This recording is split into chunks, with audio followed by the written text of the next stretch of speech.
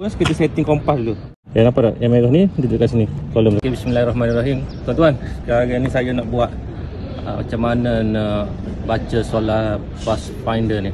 Okay, dia mari barang 1, 2, 3, 4 barang. Berarti kita kena ada ni lah, dia punya sun path ni. Okay, mula-mula kaki dia ni kita buka je bagi habis. Okay, yang ni bagi silang. Lepas tu ni masuk ni.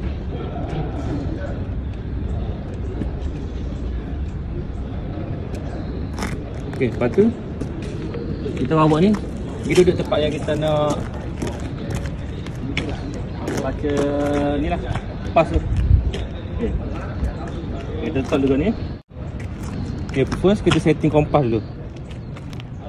Kita setting kompas, bagi dia duduk dalam kolom dia ni. Tu. Okay, nampak tak? Yang merah ni dia duduk kat sini, kolom tu. Jadi kita letak atas tapak dia.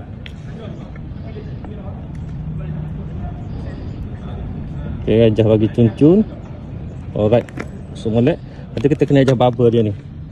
Okay, kita tengok bubble dia tu nak pergi tengah, lagu mana. Maknanya kita kena rendahkan sebelah sini. Yang ni kena jaga yang ni. Okay, kita rendahkan sebelah sini.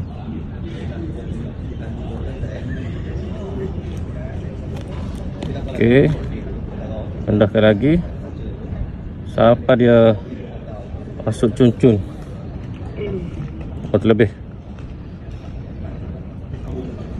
Okey, sikit lagi. Okey, cun boleh. Cun dia punya bubble. Lepas tu dia punya kompas ni. Okey, tu letak benda ni.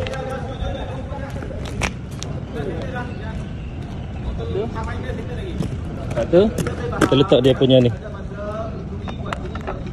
Okey, jadi bila kita nak ambil nak lukis tu, kita kena duduk sebelah sini.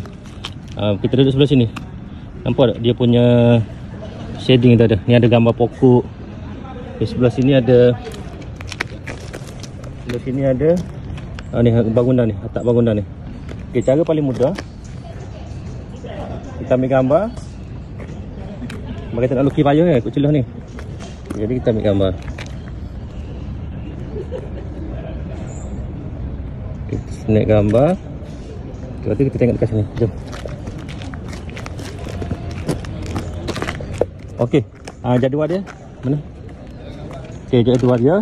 Okay, sekarang ni kita nak isi masa dia kan. Ni masa mula. Masa mula tengok dekat sini 11.55. Okay, lepas tu kita nak solar time. Okay, solar time kita tengok dekat atas ni. Okay, pukul 10. Ni dia duduk tengah. Mana 10.30. Ni sebelah kan. Jadi 10.30. Lepas tu dia sekarang bulan Februari. Sebab dia awal bulan, dia matahari, dia cahaya dia dah masuk Februari dah. Cuma dia duduk antara Januari dengan Februari tu. Sebab dia awal bulan. Okay, jadi masa solar time 10.30 kita ambil. Okay, jadi bila kita ada ni dah, cuba ambil kertas dia punya tu. Kita lakar.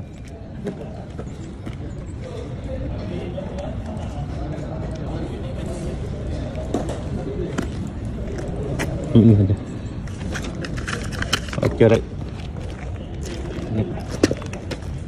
Okey, jadi kat sini kita kena tanda solar time 10.30. Okey, right.